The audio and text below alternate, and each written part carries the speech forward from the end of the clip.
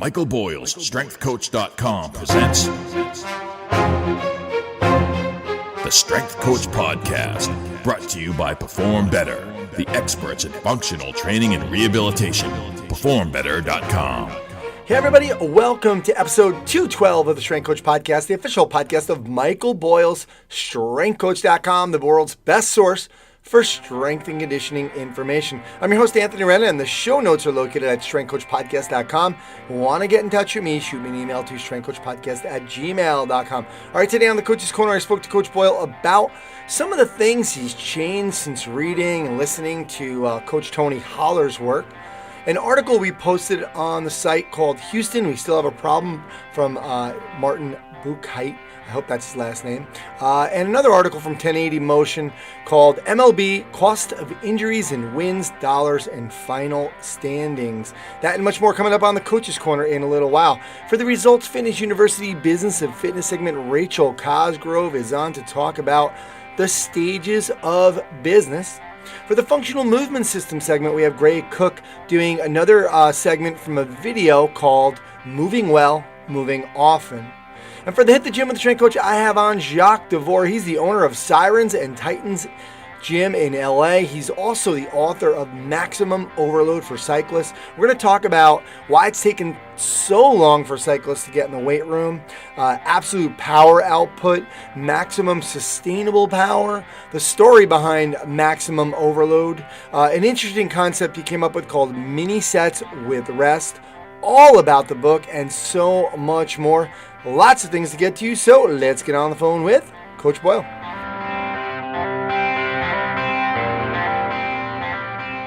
All right, now it's time for the Coach's Corner with Coach Boyle. Coach, how you doing?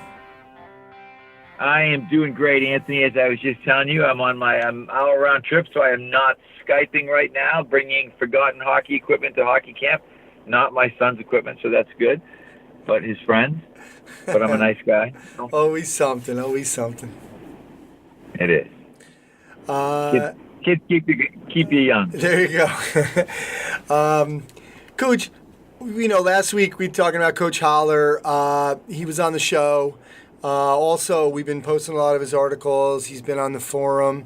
And I forget who it was, maybe Brad Kazmarski had asked you, what are some things that you've changed kind of recently or kind of solidified that, with Coach Holler's thoughts?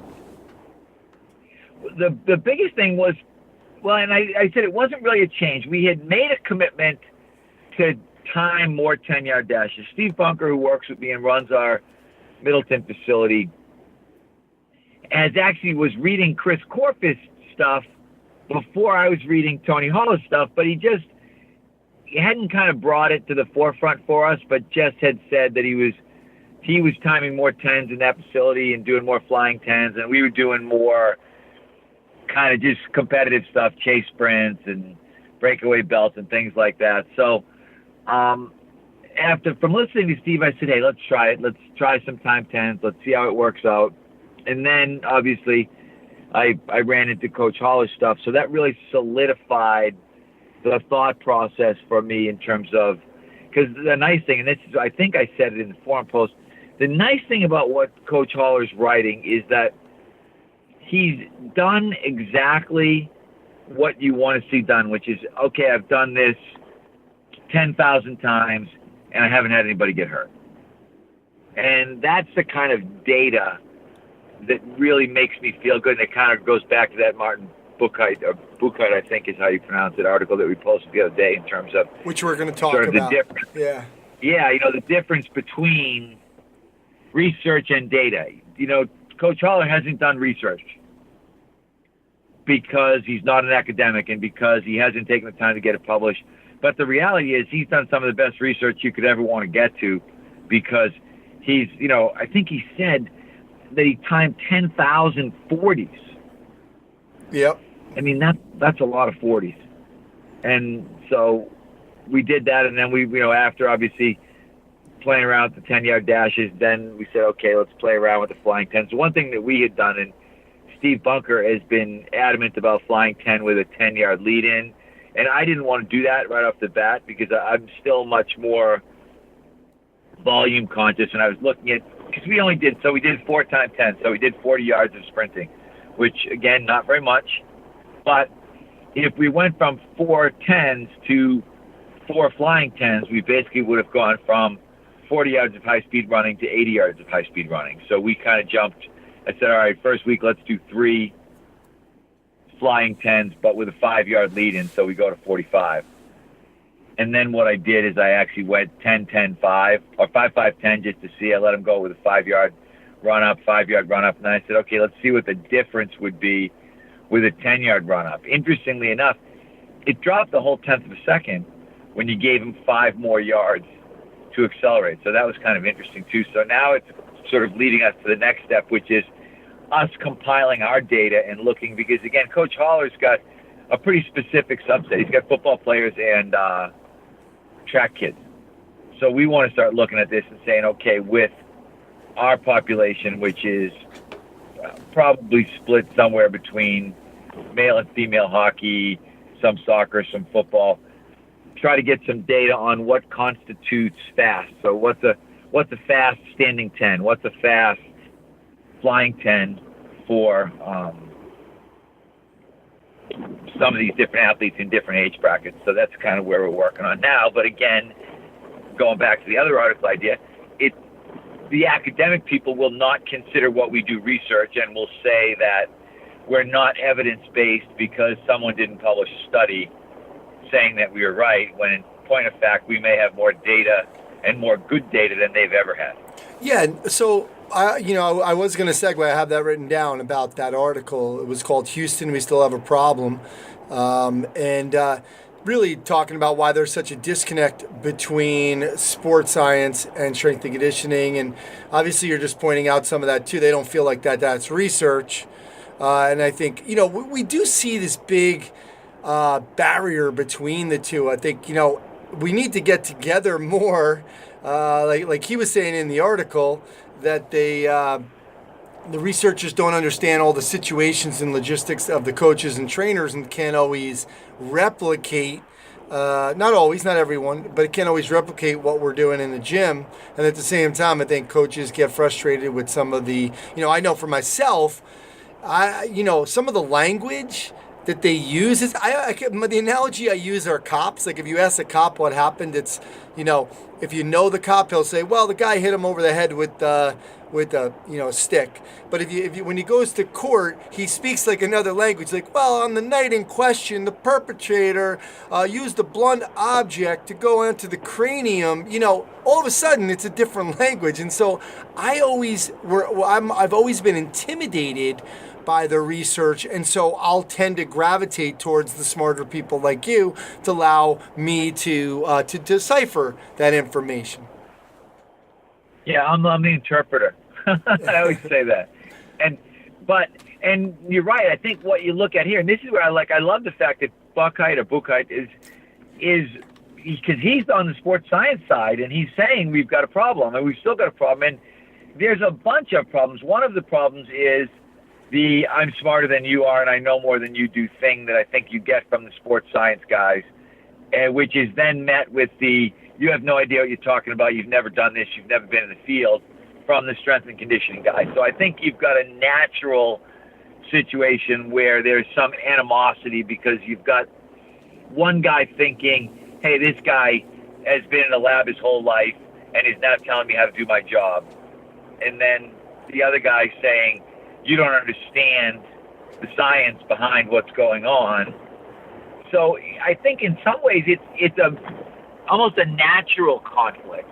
And then the worst part, I think, from a strength and conditioning standpoint is that whether we like it or not, as strength and conditioning coaches, we are ending up working for these sports science guys.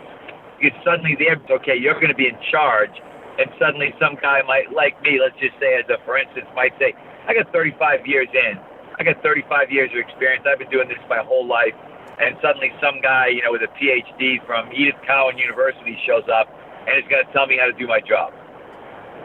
So, and that's what I loved about it. I just thought it was for Buchheit, it was a very honest,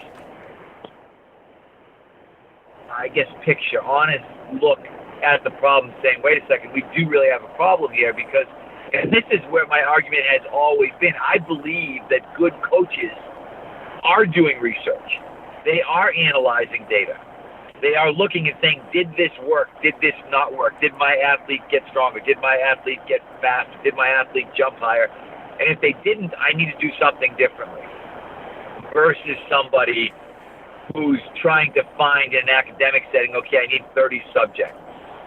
And then I need, and we're looking at it saying, yeah, but you got 30 subjects, but they're not my subjects. They're not my elite athletes. I can look just as a, for instance, now, Alex Carpenter ran a 1.410 and a 1.21 flying 10.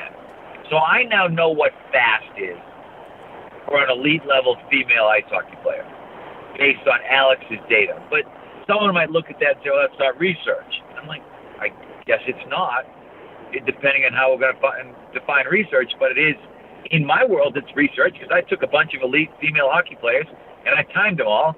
And then I looked and said, now I know who the fastest one is. I researched speed. Yeah. And in the process of researching speed, we timed a bunch of people and we figured out who the fastest person was.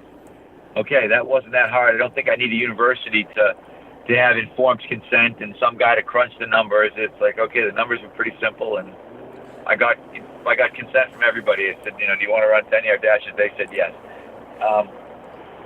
And that's where I think, and I wrote this on the forum, I think this morning I wrote it, either this morning or last night, I don't remember, but I did that at BU one year. I tested everybody's 1RM front squat because I wanted to compare split squat to front squat. And this is where I've said to people all the time with my, the bilateral deficit idea. And then I tested everybody. I didn't want to do a 1RM rear foot elevated split squat because I was worried that it could get messy. So I just did an RM test. I said, do as many as you can do. And then I predicted out the maxes. But the reality was everybody could split squat what they could front squat. And to me, that's pretty heavy data, regardless of how you're going to collect it or disseminate it. It's still really good data when I can give you a list and say, okay, 20 elite level Division I ice hockey players, front squats were X, between 280 and 330. Split squats, projected maxes were between 280 and 330. Almost every guy was within plus or minus 5 pounds. So I feel like I'm doing research. And I'm not getting credit for doing research because I'm not at a university and I don't have a PhD and I don't have time to sort of do, whatever the analysis of. So you said, all the language BS. That's why I love, whenever I get stuck in that,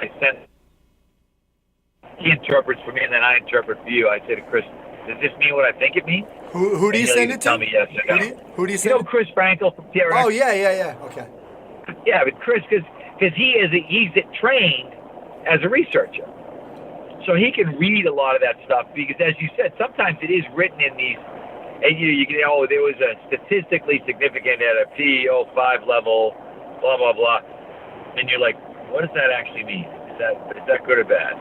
And so he interprets for me sometimes, too. Yeah, I think we need more people like him. Or Daniel Martinez did a research study, consideration for power and capacity in volleyball vertical jump performance. Here's a guy who's in the trenches, but here's a guy who's also kind of doing some of the research. But Coach, another question about the research is, you're talking about those 20 elite hockey girls, but from both perspectives, like then they'll test like these college kids that who knows are they're just experiments. But what about my population? Does that mean anything for my population? Like you talk about different lenses. So sometimes with the research, like you said, I feel like it's valid to do your own research because we're all looking at things through a different lens.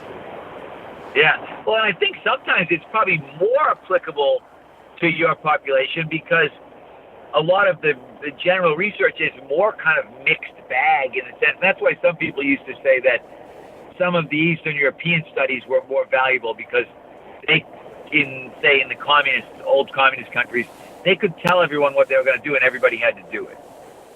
So it made for better research versus, so sometimes the research might be more applicable to the general population because that's really who we study. And then it's less applicable to that elite level population because we don't get to study those people all that often and we don't really know, they don't adapt as easily. I always think when you're at the top end of the strength curve, getting somebody who's already stronger, is much more difficult than getting somebody strong who's not very strong to begin with. Yeah. That's why I said sometimes if you look at a lot of the old, some of the old research, I can remember this in college. There were studies that said things like 3 sets of 10 done 3 times a week was the best way to improve your bench press based on the research study that they did. Now, and then I said, if you went to any elite level powerlifter who was trying to increase his bench press and said, what do you think about 3 sets of 10 3 times a week? And they would look at you like, what are you, insane? 3 sets of 10 3 times a week. I bench once every 7 to 10 days, and I'm doing primarily 1 to 5 reps, and I might do 4 to 6 sets. Do you know what I mean? And so, their prescription would be entirely different than what the research said. And the good thing for me is I learned that very, very early on at Springfield College, really in the 70s and 80s, that, hey, this research is not very applicable when we start talking about trying to look at elite level athletes versus the gym class at Texas A&M that's doing this research study. Yeah, it's interesting, and I think hopefully at some point we start to get a little bit better at collaborating. It just seems weird to me that there's such a this barrier between the two, and these kind of cliques almost of evidence-based or in the trenches based, or there just needs to be a little bit more. I mean, it just seems like, come on, we're all trying to work for the same thing. Yeah, well, I think the problem that we run into now is that we've got the Moneyball GMs who are very, very impressed by people who have academic degrees and use big words. And so everybody wants their sports science director, and it is rare now that this sports science director is actually an experienced in the trenches coach in addition to being a sports scientist. And I think that's part of the problem, and that's why one of the things that I've advocated for in the forum, and sort of Devin McConnell and a couple of other guys have kind of picked up on this, is that you really need to advance your title, and you need to make sure that you're getting involved with and addressing technology, because if you aren't, you run the risk of never being able to be that director. Because when suddenly somebody comes in and they don't want to, we're perceived, rightly or wrongly, strength and conditioning coach still to a lot of people means guy that runs the weight room, not guy that handles sports science, and not guy that handles nutrition, and not guy that handles rehabilitation. And the reality is, we may be like, when I looked at that at BU, I was the sports scientist. I had a Polis system. I had heart rate monitors before people had heart rate monitors. I had a Polis system. I was one of the first people to have a Polis system, team system with our team, and we were doing heart rate-based recovery. We were doing recovery protocols. We were doing nutrition.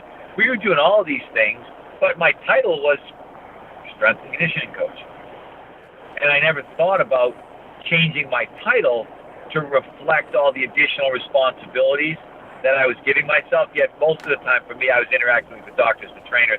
I was very actively involved in all the rehab that was going on. I was the nutritionist because I couldn't find a nutritionist that I was happy with. I decided on what supplements we were going to use, when we were going to take them. And that's one of the things that Devin was saying. He's doing all of that, but he doesn't have that title. And in some instances, doesn't have a master's, doesn't have a PhD, and this is all stuff. It may end up being a situation where you say to somebody, hey, if you want to be a strength and conditioning coach, but eventually want to be a director of sports science for a professional sports team, then you may have to, much like a doctor, you may have to suck it up and get a PhD whether you want to or not. Because and you may have to do the research study and do a lot of the bullshit that a lot of us have disdain for and want to avoid. But I think this will become the new reality of our field, is you'll see more guys saying, hey, I'm going to stay through and get my PhD so that I can get these types of jobs.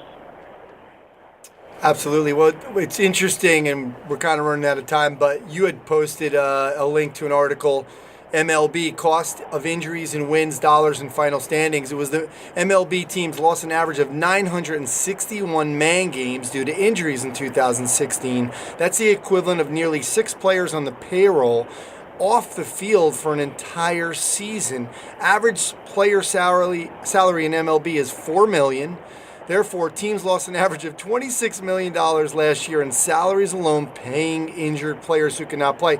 And you just got to wonder, like, how the hell did we get here? I mean, this is amazing because we have everything at our disposal now, and this stuff is still happening. Yeah. Well, and I think that's another sort of interesting segue in terms of, again, that's the reason I think guys like me have value, guys that have an athletic training background, guys that understand. Because, again, when you think injury prevention, we had Major League Baseball teams doing CrossFit. I mean, we have Major League Baseball teams that are their program is fundamentally based in Olympic weightlifting. We have, I mean, the broad range of things that we have going on, and that's just baseball, but in every sport, it continues to amaze me.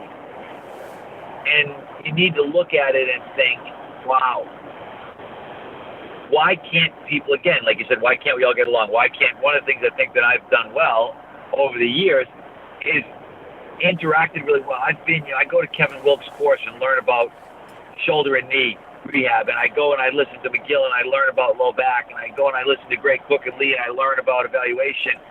And I don't think we have enough learners still in our field. I don't think we have enough people who are willing to admit. It's so funny. So I'm reading, and I'm sorry, I'm probably dragging this out longer than I should, but I'm reading Think Like a Freak right now, which is awesome. But in Think Like a Freak, so Think Like a Freak is the Freakonomics guy, and they basically talk about, it's sort of like the Outliers idea that things just aren't always the way that they seem, and we need to be very willing to look at things through maybe an unfiltered lens to see what we want to see. And I think that's, for me, the unilateral thing. I mean, the unilateral thing just makes sense.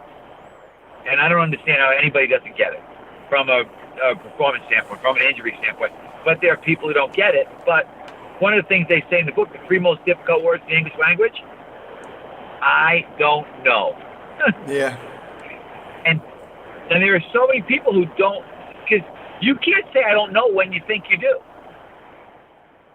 And I think that's a huge problem in our profession, is that we have way too many people who think they know, and as a result are really unwilling to look into other areas, are unwilling to talk to and take, like, to me, it's like the Tony Hall thing. People might look and say, what are you doing? You're taking advice from another 57-year-old son of an ex-high school coach. I'm like, exactly.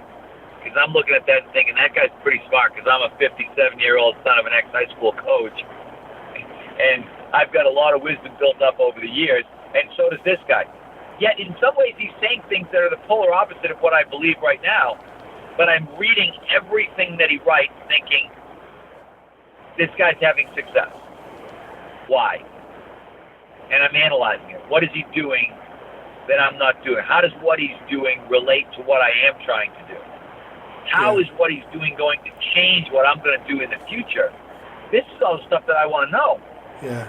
The good thing for me, it's the reason we stay ahead, and I know that. It's one of the reasons that we're having the level of success that we are in sort of every area, whether it's certifications or the business or our coaches advancing or whatever it is. It's because we've educated a group of people to be willing to say those 3 words and to look at something and say, I don't know. Also, and maybe this other guy does. Also, Coach, I mean, I think Like a Freak, I mean, it really, their message too is ask different questions. I think you've been talking about this for a while. Like, what if the way we were doing it all this time was wrong? If you keep asking yourself that, it's a similar idea in Think Like a Freak to me. Oh, yeah, exactly. No, that's why I'm writing a presentation right now called Coach Like a Freak based on the book. I don't know when I'm going to do it, but I'm writing it as I go along with the book so that I can keep it fresh in my mind, because you're right. I mean, that's exactly what they're saying in the book. What if, and Kevin Carr did a great post on his Movement is Medicine blog about his single leg deadlift. He single leg deadlifted 250 for 5. And he posted, he said, I know I can't deadlift 500 pounds. So it's kind of like the Max Shank thing, but now we're bringing it back to, I guess, a relatively normal coach. Here's a guy who's, getting his workouts in between treating patients and lecturing and doing all the stuff that he's doing. And one of the things that he said was, why would you pay $3.49 for a Big Mac if it was on the dollar menu? And I took it one step further in the responses. I said, why would, if someone said you can pay $3.49 for a Big Mac, or it's $1.50 for a half a Big Mac? You're like, yeah, I'll have 2 half a Big Macs, please. Yeah. Because that's going to cost me $3, and my mathematical skills make me realize that, okay, that's a pretty good deal. And that's in strength and conditioning. It's one of those things, if you put it in McDonald's terms for coaches, that would seem so logical. Okay, 1 Big Mac, $3.49. 2 half Big Macs, $1.50 each. Okay, $1.50 and $1.50 is $3. All right, I'll save 50 cents if I buy them in halves. And yet, when you say that to somebody about squatting, they literally look at you like you said the world was flat. And I look and say, no, it's the same as the Big Mac equation. It's identical. Yeah. But because of this preconceived notion and this inability, one, to say that I don't know, or maybe the other 3 words, we go back to the fawns, right? I don't have to put a picture of the fawns in my presentation. I was wrong. Remember the fawns and Happy Days? No, he couldn't say it, though. He was saying, ruh. Yeah, exactly. And that's so many people in our field, they don't want to look at it, and it's really great. So Kier Wenham Flat posted something on his Twitter feed, and it said something like, remember when Mike Boyle said that single leg squatting was better than double leg squatting, and everybody said he was crazy, and he turned out to be right. Which I was amazed that he wrote it, but it was right there.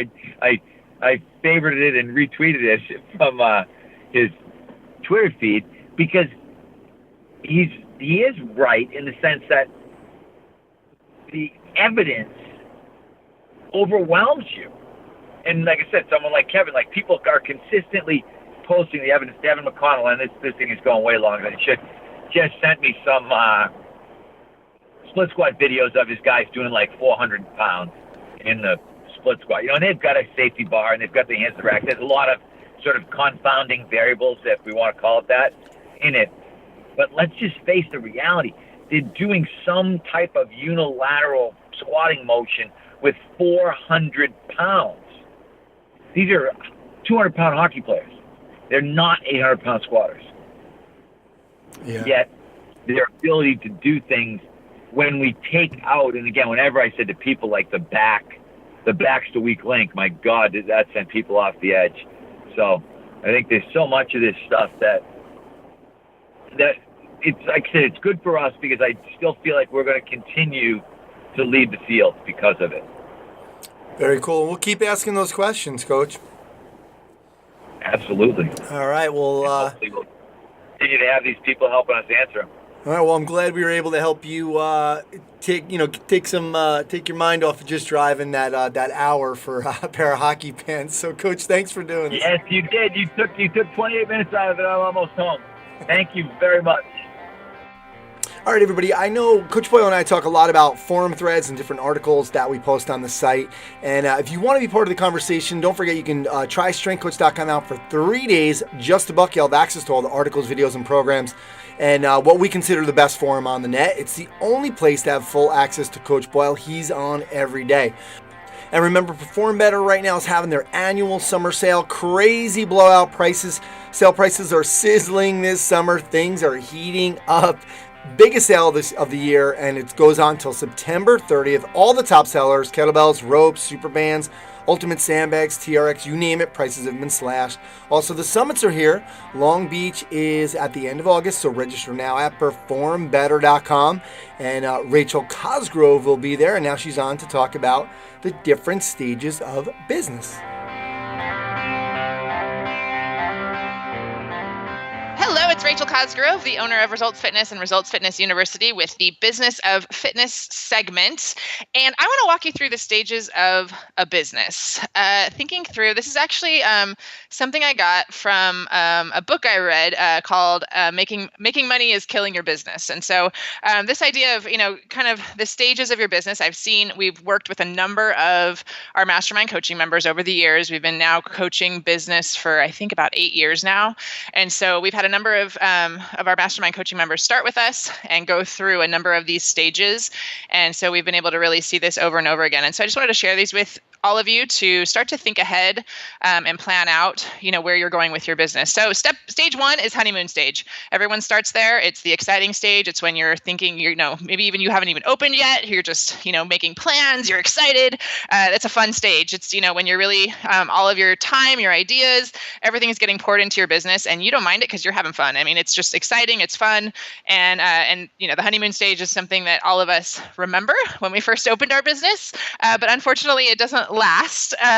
Within that first year, you will move out of that honeymoon stage, and you will move into what we call the grind. And so this is stage two. The grind is when, really all of your available time and money is being consumed by the business. So, you're urgently driving sales. You're trying to get new members in. Really, you're trying to make it work. You start to realize that, you didn't think it was going to be as tough as this. You didn't think it was going to be as hard as this. This is usually the stage where a lot of business owners don't make it. And that's why they say most businesses go out of business within the first 1 to 3 years. It's usually during this survival grind stage when, business owners either have what it takes and they push through. And the key with this is to, for us, really, this is where we coach. If you have a coach or you have somebody who's been there, they can get you through this stage as fast as possible. And so I can't say that you won't go through this stage, but I can say that we will get you through this as fast as possible. So that's the key, is finding someone who can, really give you the fastest path through this grind survival stage to where you get systems in place, you can get your team built, you can get to where you're making a profit, you're making money, you're able to pay yourself, and you're able to take a vacation, and so all those things. So after we are in the grind, and if you do, move through that as quickly as possible, you're going to move into what we call subsistence. So this is really where you're breaking even. You're at stage 3, you're breaking even, you're dependent. The business is still dependent on you, for all the functions. You still need clients to keep yourself open, to keep the doors open. But, and if you don't keep getting clients coming in, you could be back into that survival stage. So this is actually can be a dangerous stage, because this can be where you're breaking even, you're making money. You're still on the floor coaching quite a bit, but you can get comfortable here, because, you can kind of think, okay, well, I'm making enough money. I enjoy coaching, so I don't need to build a team and start to, have them coach. And so this is an easy place to get comfortable. But, you really, if any of you are in this stage, again, I would consider, looking for what is that next step to get you to the next stage. During this stage 3, you really want to start to build your fence around your clients and start to really make sure you're retaining people, because it's much easier to keep people than it is to constantly have to replace them with new ones. And if you're keeping people and then you continue to add people, you'll move into stage 4, which is where we're stability. This is where, you're still hands-on, but you're able to keep up with the expansion. You're fine-tuning all of your systems. You're able to, continue having more and more sales. You're getting referrals from all your current clients. Really dialing in your operations and your systems at this point is critical, because this is where your focus as a business owner is going to shift to growing your team, and you're going to start to become extremely dependent on your team. For Alan and I, at this point, we're completely dependent on our team. They run the gym for us, and we, you have to get to that point where, and this is scary for a lot of business owners, to be able to let go and delegate and be dependent on other people. And so that's something that in this stage is, really necessary to keep moving through to stage 5, which is success. And success is where you actually can be hands-off. You can take a vacation.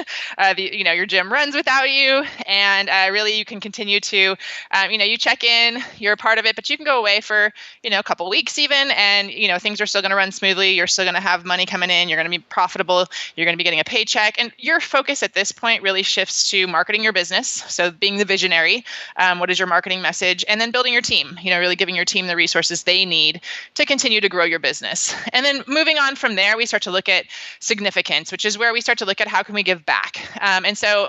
What is that next thing you want to do? And so for Alan and I, we decided to start Results Fitness University about 8 years ago. And that's where, what is that next step? And so I just wanted to kind of lay out those stages for all of you to start to think about, because some of you might be in the grind and you might be feeling like, I don't know about this. Hang in there. Maybe think about coming out to a mentorship or getting into somebody's mastermind group so that you can start to really move through that grind stage as fast as possible. And then, as you reach stability and you reach success, you will find that as you look back, every single business goes through these stages. So I just wanted to share those with you guys so that you could kind of think ahead, know what the stages are, look ahead, but then also kind of plan ahead, kind of think, okay, if I'm going to be having to build a team to get to that next stage, then maybe I should start thinking about that now. So hopefully that gives you some ideas to start thinking about. Check out resultsfitnessuniversity.com if you're looking for more ideas and information as you're moving through these stages of your business. And you can also find us on social media on Instagram or Facebook as Results Fitness University. Thanks, everybody. Have a great day. My buddies and I wrote a book called Movement. It was an ambitious task, and we tried to put as much information as we had at the time in that book.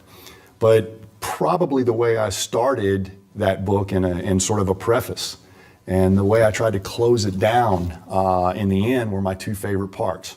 I started that book by giving a statement, first move well, then move often, and that statement does not work in reverse.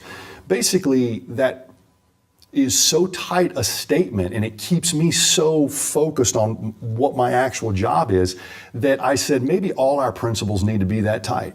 So after the success of the movement book and our systems, the FMS, the SFMA, some of the new things we're doing, I tried to go even more simple than we were in the past. And that's a direction that a lot of people don't understand, because the human system, the human movement system, is so complex that the way we look at it has to be complicated to honor it. That's actually the opposite. There are so many things going on in the human movement system. We do not have the technology or intelligence to watch every little thing your neuromuscular system is doing to perceive and behave movement. So I think we got to go the other way. You go to the emergency room and we need to save your life. We're only going to look at a few things. What do we call those things? Vital signs. And if you got your vital signs, we start thinking, well, at least you're well. We don't know what else you can do, but at least you're going to live the next 30 minutes. In the next 30 minutes, we can look at a few other things. So first move well, then move often doesn't just mean that we've got to micromanage movement and coach it up all the time. Life moves. And as long as you've got your vital signs, the human movement system is set up as a learning and behaving system to engage totally with the environment and do what it's supposed to do. So really the first principle begs us to find vital signs in movement before we start asking about other things, like how much, how often, how big, how fast, how much can we stress movement. If the vital signs of movement are intact, don't you dare assume that the elegance of this machinery doesn't know what to do with the information that we give it. The only time it starts messing with information and making bad decisions is when we restrict the environment or make you function in an environment where you're not perceiving and behaving correctly. So looking for those vital signs of movement is actually the mission statement that sent us in the direction to find screens. Well, screens are not nearly as complex or impressive as assessments. No, screens tell you when you need assessments, and screens tell you when you can delete tests because you've already covered the metric. Screens are the way we do everything really good first, and the screen tells us our next play. If you need more information than a well-positioned screen to make your next decision, it's not a good screen. And that's the whole point. So first move well, then move often was speaking directly to a health and fitness and sports performance model that I saw to be broken. I was part of the problem because I was saying and doing some of the same unnecessary, complicated things. We can't get so complicated that we could ever understand this complexity. So go the other way. Go simple, work it from the bottom. Cover the metrics that will get you to the next decision and then cover those metrics to the next decision. First move well, then move often, at least demands vital signs for movement, and I don't really know if we have them as well as we do vital signs for your cardiovascular system or other reflex systems or the respiration system or the visual system or anything. A lot of people look at the movement screen that we do and don't see the sports movement. Well, I look at the movement screen, but I don't really see basketball in that. I don't really see golf in that. Let me show you something. That's an eye chart. Big letters here, smaller letters there, smaller letters there, smaller letters there, and barely perceivable letters here. We use the same eye chart for golfers and basketball players. Why? Because they're using the same set of eyes. Do they use them differently? Absolutely. But that's the screen that tells me, are you ready to go? And if you get your vital sign of movement here, we want 20/20, 20/30, whatever is the acceptable level that says you're not disadvantaged against everybody else, then the eye chart has worked for both basketball players, pole climbers that are working in the power industry or the telephone industry, and basketball players too. Let's get through this first, and then we'll find out if you've got a visual barrier to skill acquisition for that thing that you want to do. The movement screen's no different. We're not trying to cover all the movements you're going to do in a sport. We cover all the movements you can do knowing how you're going to put them together in the sport. And if you can't cover that movement, you can't use it in the sport.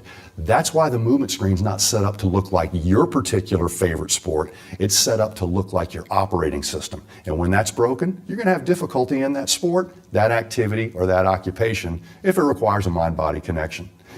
That's why we got to do it well before we do it often. Sometimes that's not clear for people, and I'm intentionally being simple because it's going to keep us honoring this complexity. For more information, visit functionalmovement.com. All right, now it's time for the Hit the Gym with the Strength Coach. And today I have on Coach Jacques DeVore, and he is the owner of Sirens and Titans Fitness in LA. He's a certified strength and conditioning specialist.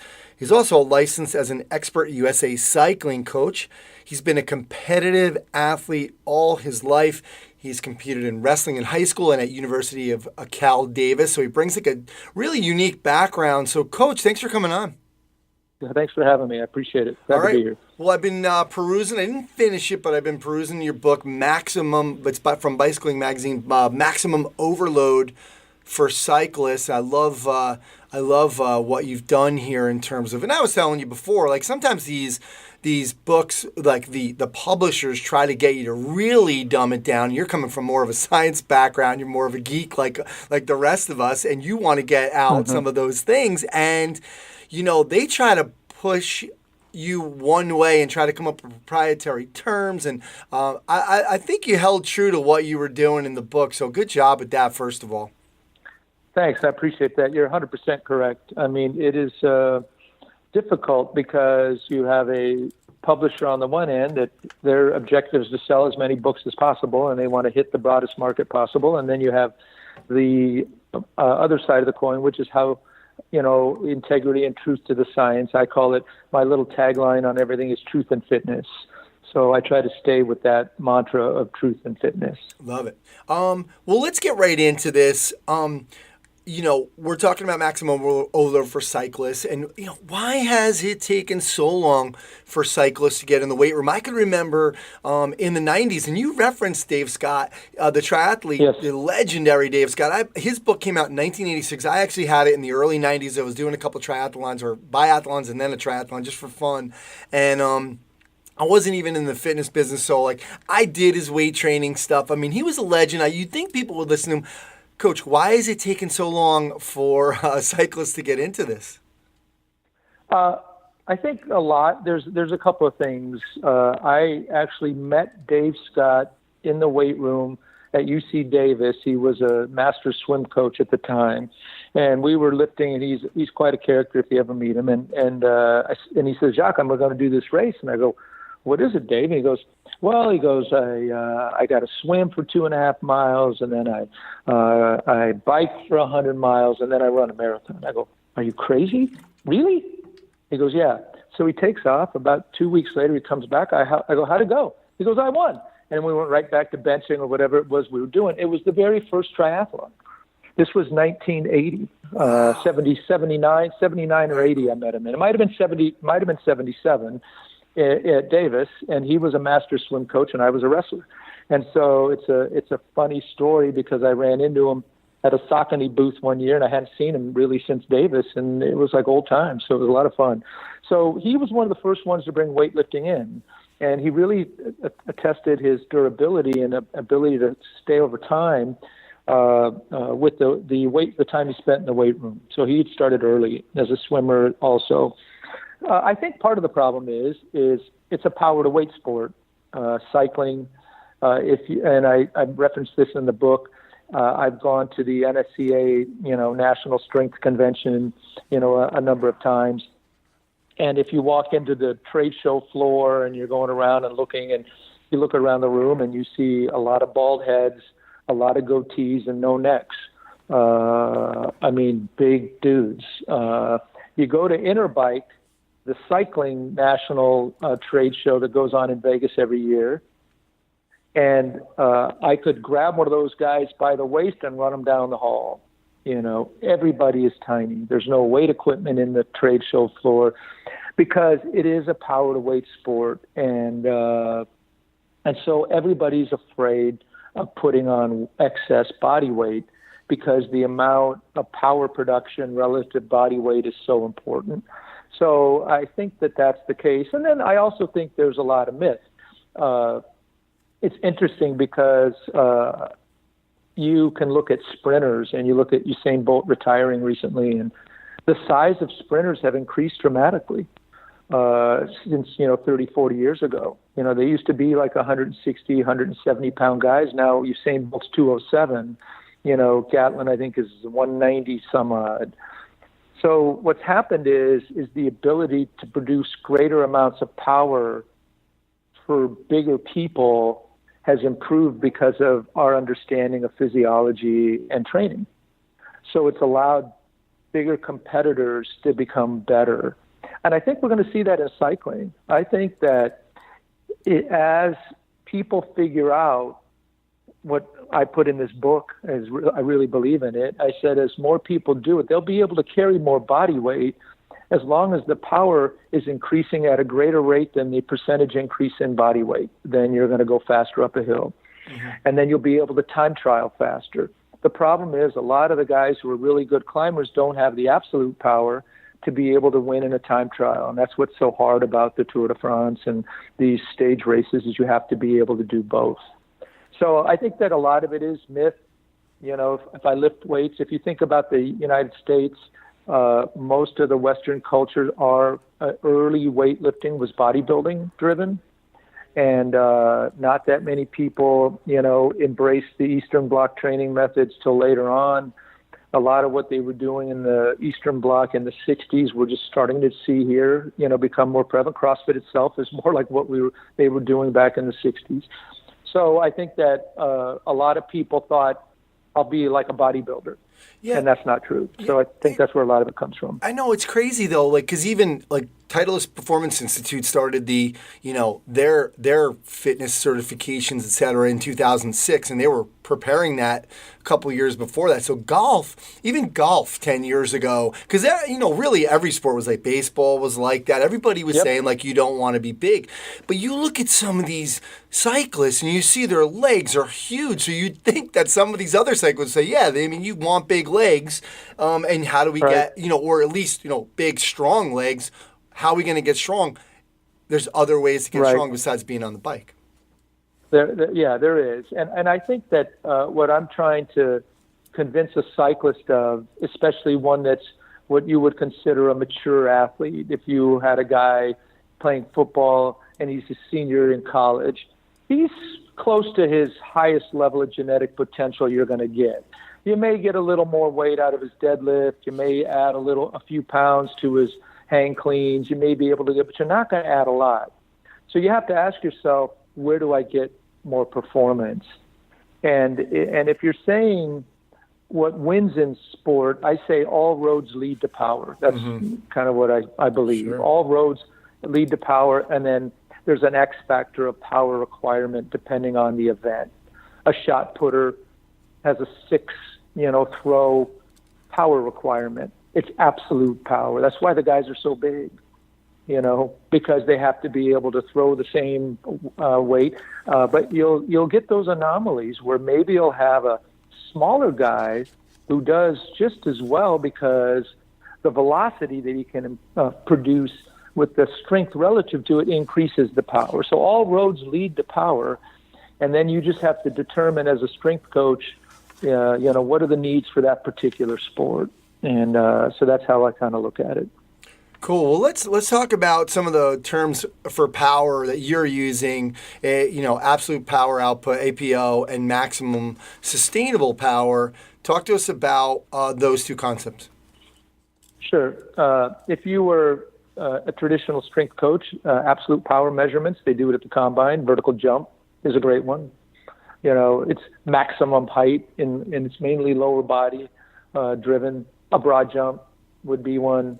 A medicine ball toss would be an absolute power. Anything that is very anaerobic and explosive, a power clean, though that's what would be the equivalent of an absolute APO, what I call absolute power output. It's your maximum amount of power in a particular movement pattern.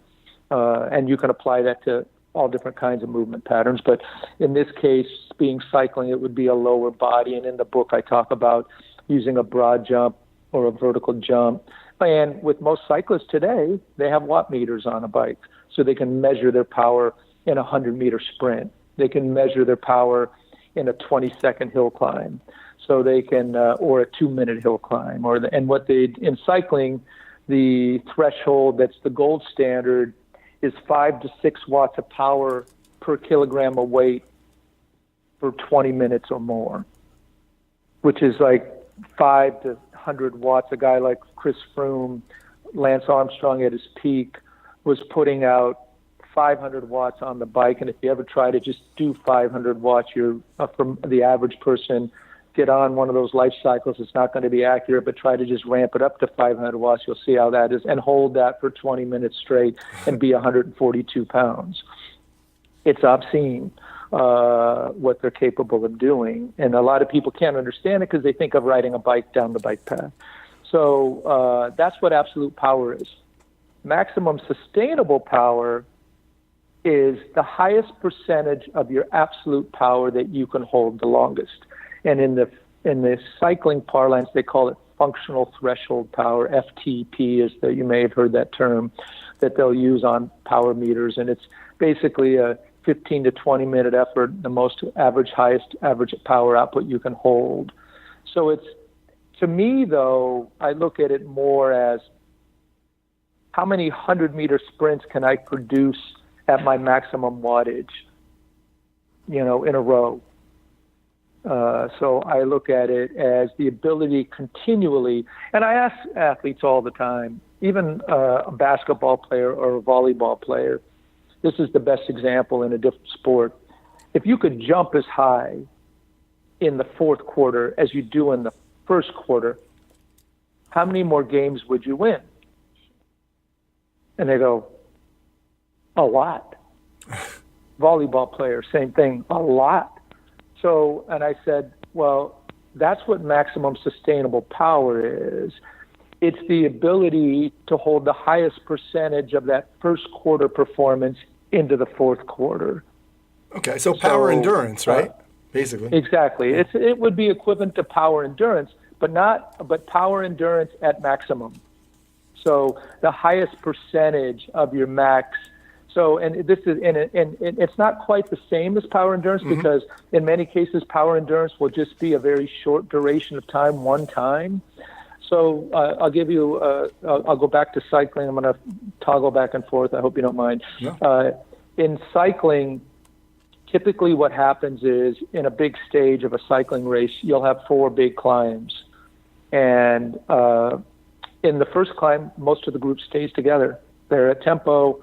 Everybody's producing, and if you're the guy who's going to get dropped in the fourth climb, you're able to stay up because you're fresh. But your output and your percentage of your maximum, you may be already at 80% in order to keep up with the group. because these little tiny climbers are at 50% of their maximum is what they're doing to keep the same speed. And then the next climb, you're at 85 and they're at 70. The next climb, you're at 90 and they're at 85 and you're getting dropped. So what I'm trying to do is create a training program. If you say that most sports are won by your ability to hold power longer, why do we spend so much focus on absolute power? If you look at almost every training program, it's, okay, how can I improve absolute power? How can I improve your vertical jump? How can I improve your first step? How can I do this? But no one says, how do I improve your first step late in the game? Because most of that then is power endurance, where someone's going to do a lot of plyo jumps or do something for long periods of time. What I mentioned to you earlier, your Tony Holler article addressed this. He talked about, if I'm not getting the performance out of the athlete in the distance of time that I want, I cut it off.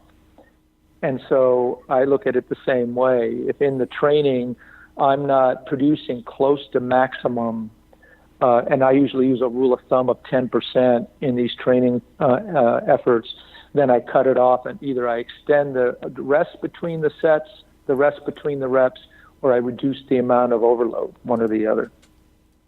Very cool. Let's talk about the maximum overload kind of epiphany. I love the story with the Avacor gloves. Sure. Talk to me about what these mini sets and rests between the reps are and how you came about that. Sure. Traditionally, most of the time, if you're training for absolute power, you'll do some hang cleans. You'll do 6, 3, 8. You start getting above that number, you can't keep producing that absolute power output. So I started the same way. And then typically what happens is you do some power endurance, where you say, okay, I'm going to go sub-optimum, sub-maximum, and do a lot of jumps, hurdles, or plyo boxes, or something else like that to improve my power endurance. So I was using an isokinetic machine, which is a accommodating resistance, measures the concentric load, and measures it in foot-pounds. And so I was trying, as I got older, to figure out how to be able to keep producing power longer, because your ability to do that diminishes because you're losing more and more ability to have fast-twitch muscle fiber really get the high-speed contraction as you get older. And that's why 100-meter sprinters don't, they're really young guys. So I started there, and I said, okay. And then I read this article by these two Stanford professors, and they had this piece of equipment called the Avacor, and they were testing it on powerlifters. And they found that, and I have the piece of equipment, it's now called Core Control now, and you put your hand into this glove, it runs ice-cold water through it, and it creates a vacuum around your hand, and it wicks away the heat from your body. And what they found was, by cooling the hand, which is a big barometer of the heat in the muscle would cool. Because what was happening is these power lifters, when they were doing big, heavy lifts, the muscles heat up and they can't keep producing the same force they were producing before.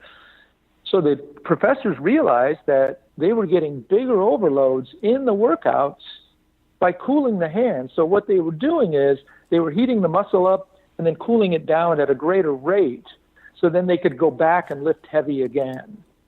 So they were getting bigger overloads in the same workouts, and then really big increases in strength because of that.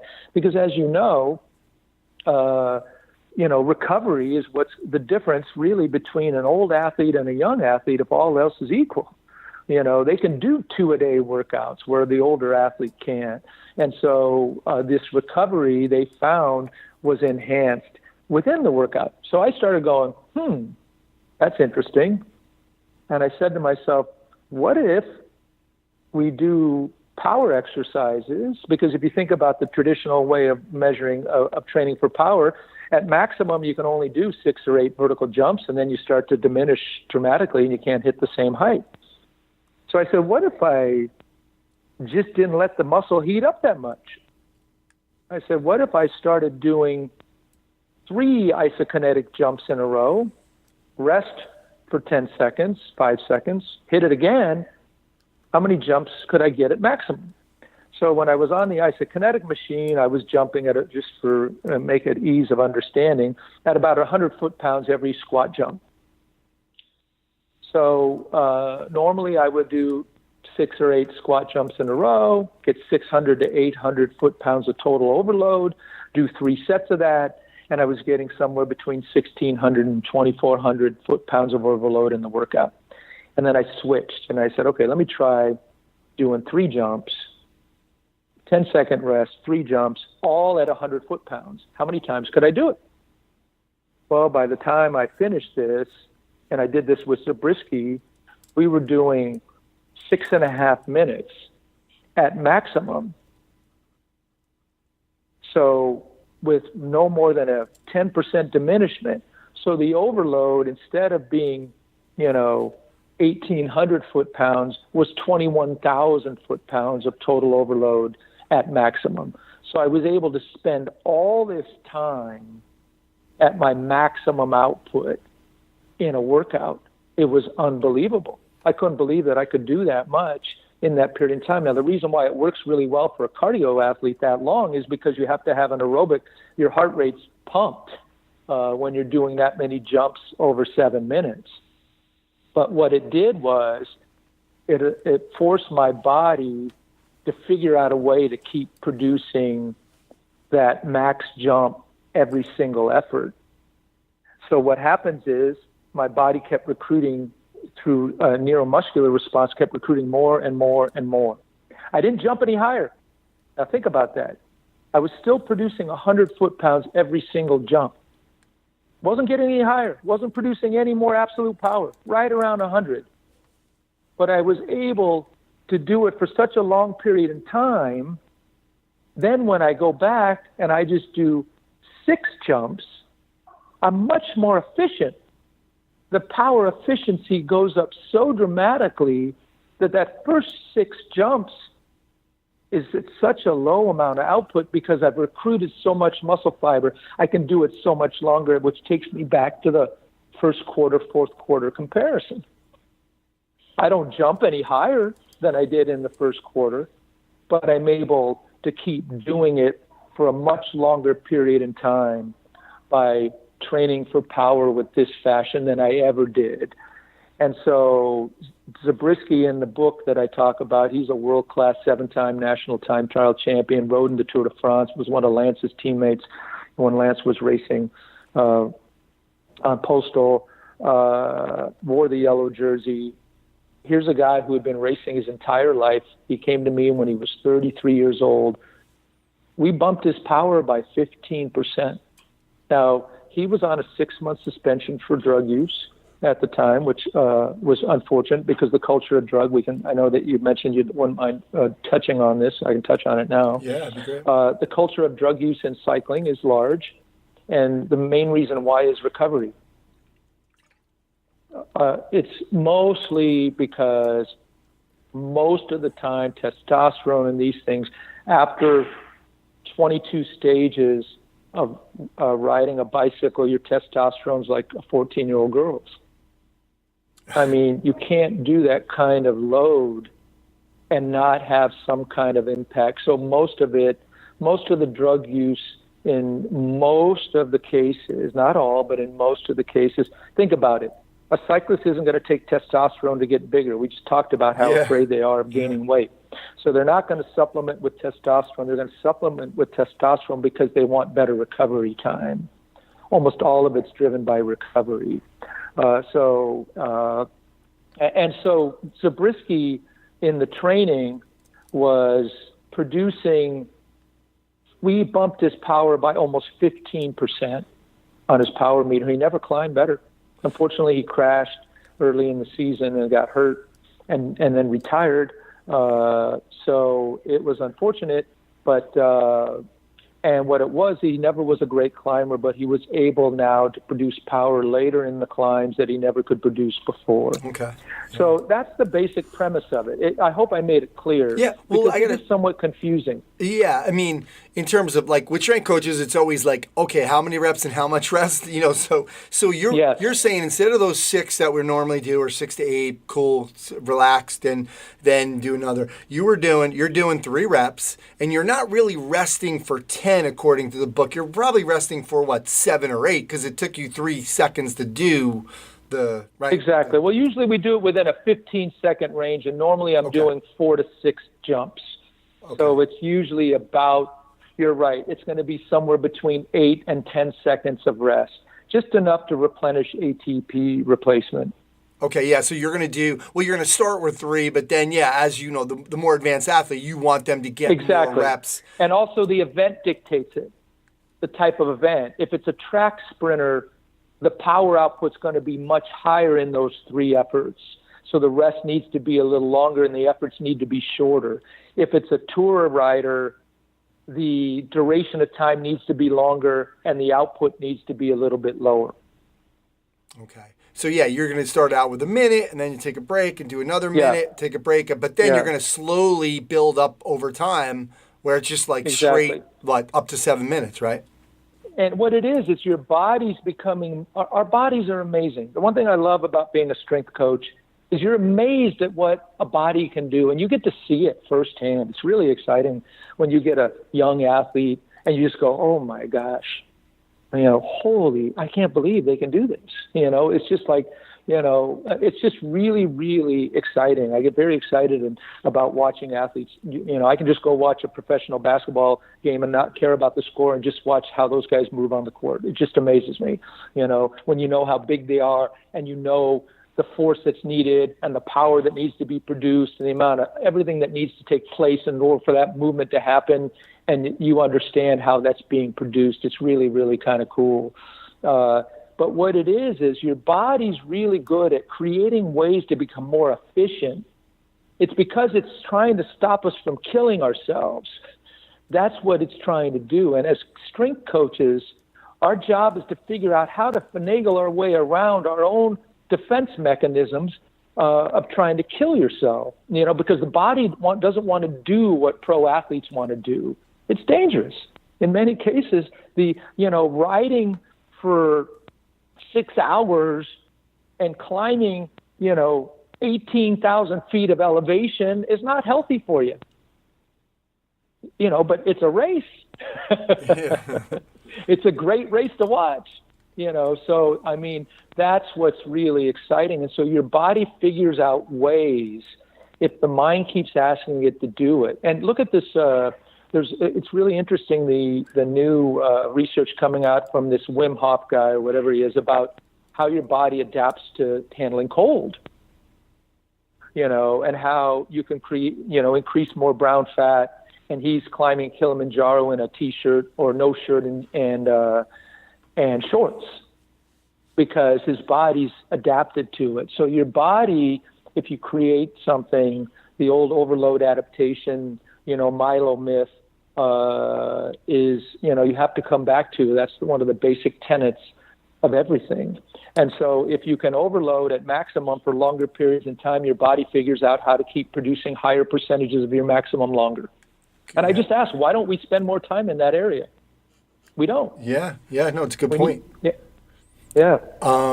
Coach, but how do we, I know a lot of people are out there saying, all right, I got X amount of guys and I don't have the technology, even the smaller, I don't have technology for this power because it can be expensive, but you have a solution for that. Sure. Let's go over that. Yeah, I used in the book, because I said I wanted someone to be able to DIY it at home. I used some very simple things. I used a walking lunge is what I used in the book as my go-to power. And we talked about it before the interview here about the difficulty of measuring power. A great strength coach can eyeball the speed on an Olympic bar and say, oh, no, we need to have more weight to get you at your optimum. You can use a tensor, on an Olympic bar. I use a Versa pulley here, which is an unbelievable piece of equipment that has a power output on it that I use for measuring power, and that's why I like it so much, because I can really dial in the power. But what I use in the book is a walking lunge, because it's safe, number one. So if someone gets in trouble, they drop the dumbbells. It's easy to learn. And from cycling perspective, it's very sport specific, but I also use it for runners because it's awesome for running. So if you did have a bunch of guys, the poor man's power meter is time and distance. Think about it. If you're running a 100-meter dash and all else is equal and you're the same weight and you do it a year later, if you do it faster, then you had to produce more power to cover the same distance because you're moving the same mass.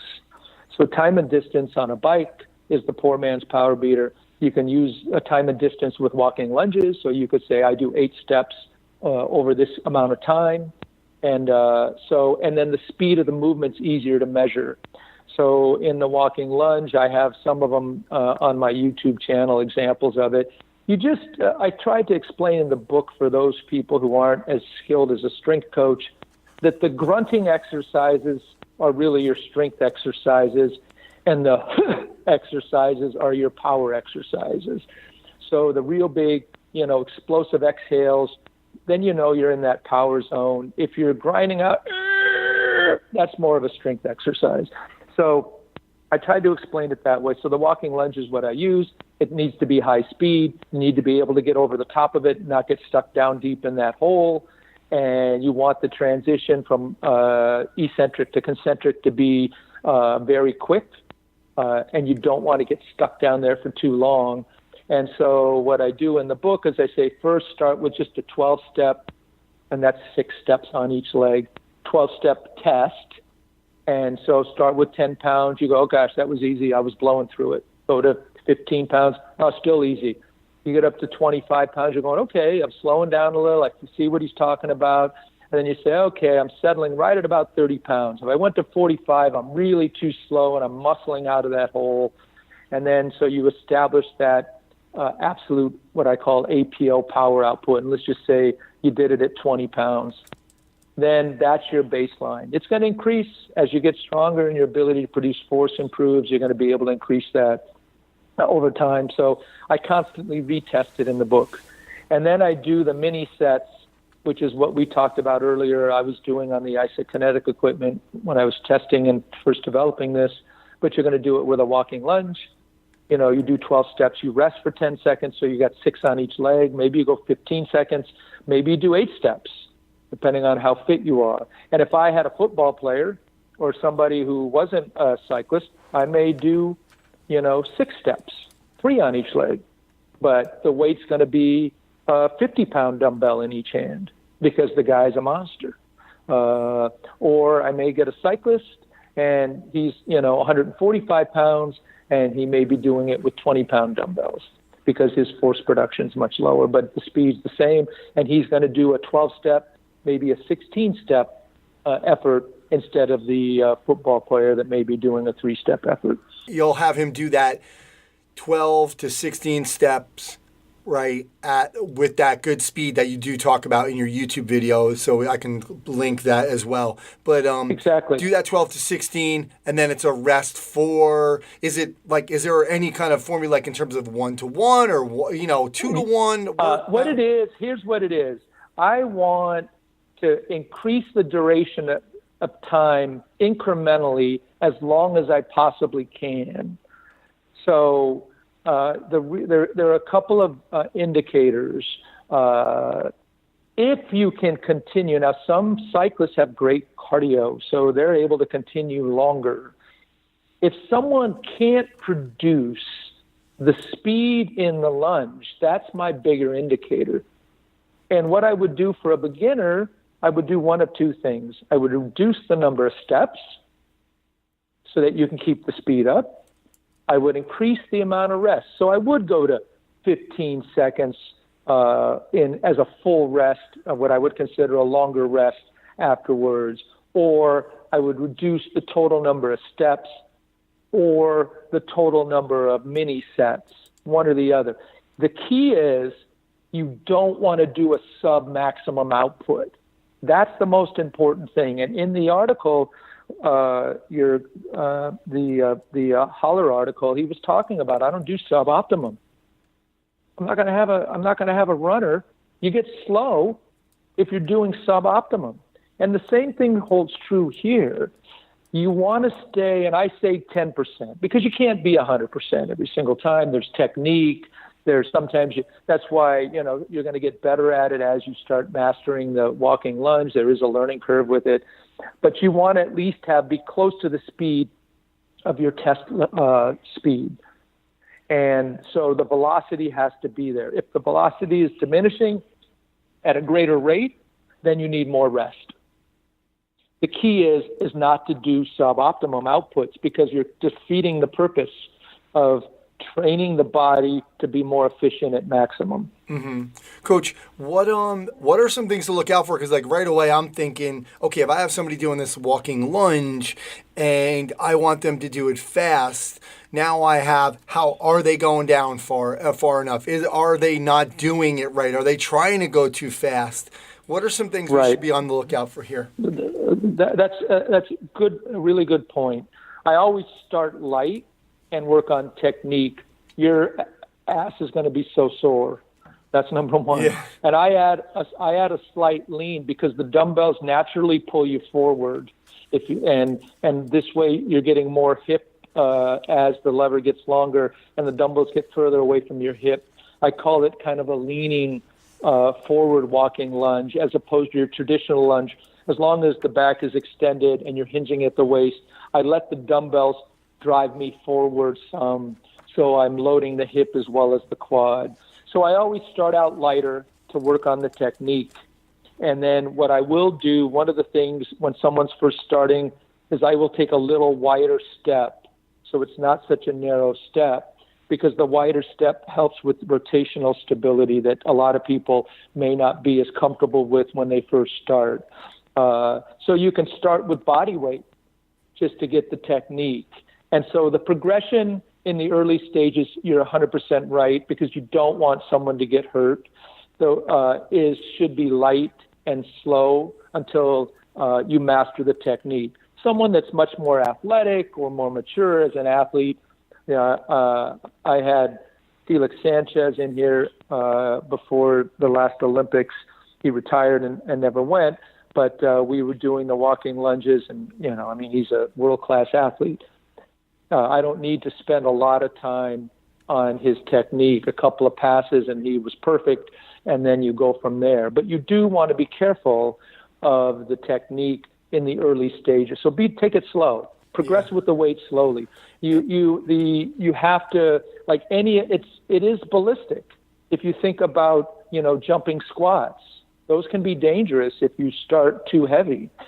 You need to learn the technique.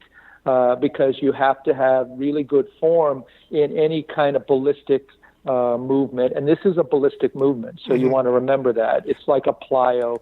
You have to have, and that's why I do a self-assessment in the book.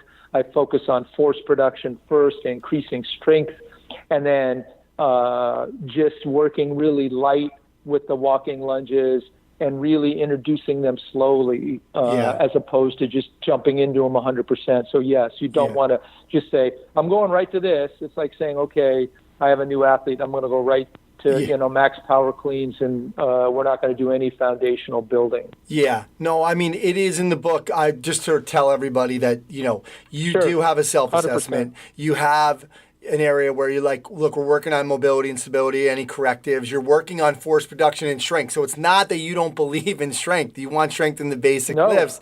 And then you're establishing your absolute power output to understand where you're going to be in the maximum state power workouts. And strength is everything to this. Rate of force development. I use a hex bar a lot because it's easy for people to learn. It's people that aren't as athletic or aren't as strong, as opposed to an Olympic bar deadlift. I have an athlete that plays a sport. I want to get them as strong as I can, but they're not power lifters. They're not competing in Olympic lifting. They're competing in cycling. Or they're competing in football, or they're a cornerback, or they're a sprinter. They're not a weightlifter, but there's a correlation of weightlifting to power. your best 100-meter sprinters are typically your best vertical jumpers, which is what we talked about as a good measurement of absolute power. However, your best weightlifter isn't your best 100-meter sprinter usually, your best squatter. But squats will help vertical jump. So you can improve your vertical jump. So there's a correlation. It's just that you're going to say, how much time am I going to spend on forearm strength with a cyclist? Now, with a wrestler, I'm going to spend a lot of time on it because he has to grab somebody. But all a cyclist has to do is be able to support the handlebars and control the bars. He doesn't need monster forearms in order to compete in cycling. So the correlation's very low to cycling performance. So strength is a big component of it. I'm a strength guy. Yeah. I love getting strong. I love big lifts. If you look at the protocol that I have for weightlifting, I'm trying to get these guys down to 6 reps or less as quickly as I possibly can. I'm trying to get a neuromuscular response because I don't want to add hypertrophy. I don't want to get body weight increases with these guys. But I'm all about strength because strength is highly correlated to producing greater amounts of power. But there's diminishing returns. Mm-hmm. If I just focus all of this on strength, then you're going to become bigger, and it doesn't necessarily mean that the velocity is going to improve at a great enough rate that when you combine it with the force, your power's going up and you become a better cyclist. If you were to look at this and say, I'm going to compare it to Ripeto's book on squatting, I love that book. I love all of the big weightlifting books, but a cyclist isn't a weightlifter. So I like deadlifts, not squats for cyclists, because the biomechanics are closer to a bike movement. And in addition, if you set the weight down, you have to have a high-speed muscle contraction to move it from a dead stop, hence the word deadlift. I like that better than a squat because the cyclist then can produce a concentric-only movement and not incorporate as much of the stretch shortening cycle that you do with a squat. That's why I like deadlifts in there. Now, I didn't go into that in the book, but that's the reason why. Yeah. So I'm all about strength. Yeah, absolutely. All about it.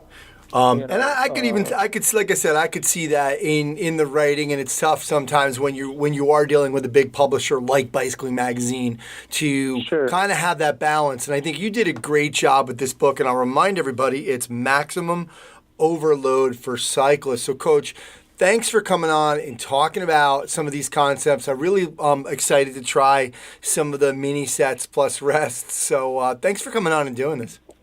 No, hey, listen, you were great. I mean, you get it. I think we covered a lot of ground.